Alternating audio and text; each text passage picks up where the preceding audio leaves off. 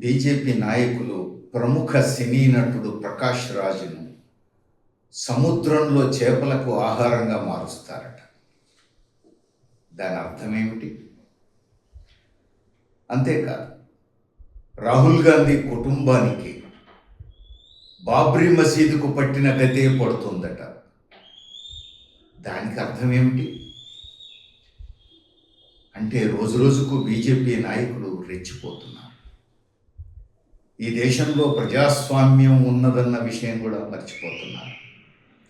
ప్రజాస్వామ్య వ్యవస్థ ఇక్కడ బతికి బట్ట కట్టనిచ్చే పరిస్థితి ఈరోజు కనిపించట్లేదు. ఎందుకు ఇంత రెచ్చిపోతున్నారు? ఢిల్లీలో జంతర్ మంతర్ దగ్గర యువత ప్రతిఘటన, ఆ తర్వాత ధర్మేంద్ర ప్రధాన్ రాజీనామా చేయక తప్పని పరిస్థితి రావటం బీజేపీ నాయకులకు మింగుడు పడట్లేదు. మోడీ ప్రభుత్వం దిగిరాక తప్పని స్థితి వాళ్లకు జీర్ణం కావట్లేదు. మరి ఇప్పుడు ఏం చేయాలి?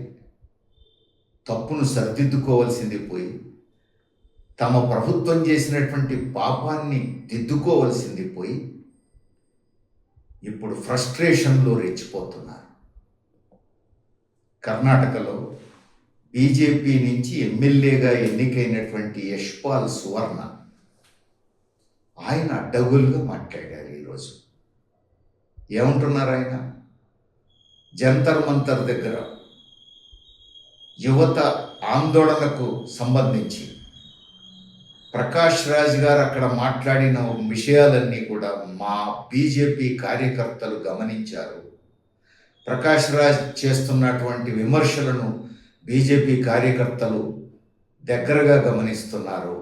జాగ్రత్త, ప్రకాష్ రాజ్ని సముద్రంలో చేపలకు ఆహారంగా మారుస్తాం, ఇదే పద్ధతిలో ప్రకాష్ రాజ్ వ్యవహరిస్తే అంటున్నారు. అంటే అర్థం ఏమిటి? చంపేస్తారా?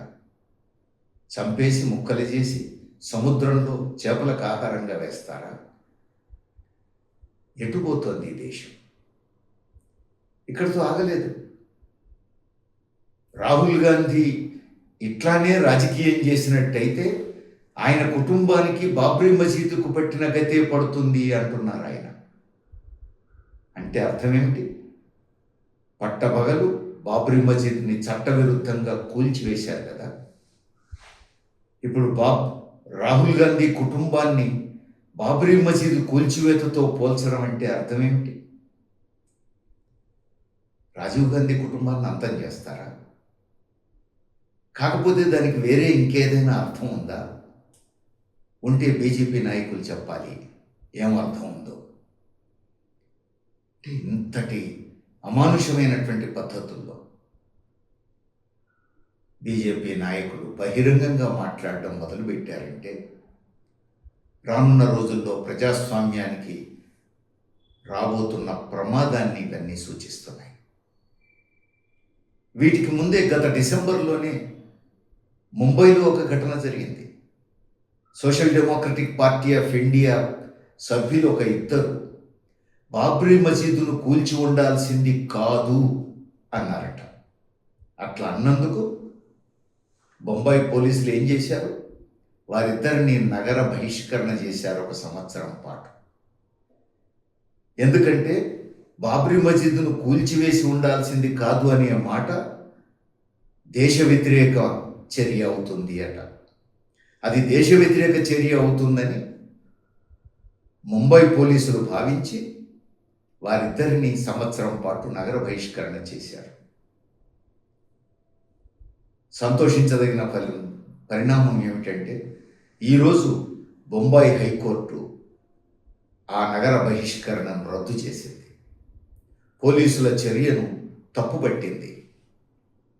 పోలీసుల చర్య పట్ల అసహనం వ్యక్తం చేసింది. బాబ్రీ మసీదును కూల్చివేసి ఉండాల్సింది కాదు అనేది వాళ్ళిద్దరి అభిప్రాయం. ప్రజాస్వామ్యంలో ఎవరి అభిప్రాయాలు వాళ్ళకు ఉంటాయి. వారిద్దరు అభిప్రాయం చెప్పినందుకు అది దేశ వ్యతిరేక చర్య కింద పరిగణించి వారిద్దరిని పోలీసులు నగర బహిష్కరణ చేయడం ఏమిటి అని హైకోర్టు ప్రశ్నించింది. ఇంకా మన దేశంలో న్యాయ వ్యవస్థ బతికే ఉందన్న విశ్వాసం ఈరోజు ప్రజలకు కలగడానికి ఈ తీర్పు ఉపయోగపడుతుంది. అంటే పోలీసులు డైరెక్ట్గా నగర బహిష్కరణకే తెగబడ్డారు అని అంటే, సుమారు 8 మాసాల పాటు కోర్టు విచారణ జరిగి ఇప్పుడు తీర్పునివ్వాల్సి వచ్చింది అని అంటే, ఏడాది కాలం పాటు నగరం నుంచి బహిష్కరించడం అంటే అందులో 8 మాసాలు నగర బహిష్కరణ గురై ఉన్నారు. ఎటుపోతున్నాం అంటే బీజేపీ క్రమంగా ఈ దేశంలో ఉన్న ప్రజాస్వామ్య మూలాలను బతకనిచ్చే పరిస్థితి లేదన్నమాట. ఇంత బహిరంగంగా అడ్డగోలుగా వారికి ఏమి తోస్తే అది చేస్తున్నారు, ఏది తోస్తే అది మాట్లాడుతున్నారు, బహిరంగంగా బెదిరింపులకు పాల్పడుతున్నారు. ప్రకాష్ రాజ్ లాంటి ఒక సెలబ్రిటీకే ఇంత బహిరంగ హెచ్చరికలు వస్తే, దేశంలో ప్రతిపక్ష నాయకుడికే ఇంత బహిరంగ బెదిరింపులు వస్తే, సాధారణ పౌరుల సంగతి ఏమిటి? అంటే ఎవరు ప్రశ్నించినా ఇక వారికి రక్షణ ఉండదా? ఇక వారికి భద్రత ఉండదా? ప్రశ్నించే హక్కు లేదా? బీజేపీని ఎన్నుకున్నందుకు, యూనియన్ గవర్నమెంట్ను బీజేపీ చేతిలో పెట్టినందుకు ఇంకా ఈ దేశంలో ప్రజలెవరూ వారిని ప్రశ్నించడానికి వీల్లేదనే పద్ధతుల్లో నియంతృత్వ పోకడలు ప్రభుత్వం పోతోంది. అధికార పార్టీ రెచ్చిపోయి విచ్చలవిడిగా బెదిరింపులకు పాల్పడుతోంది. దీనికి ప్రజలు గమనించాలి. ప్రజలే ఈ దేశంలో ప్రజాస్వామ్యాన్ని కాపాడుకోవాలి.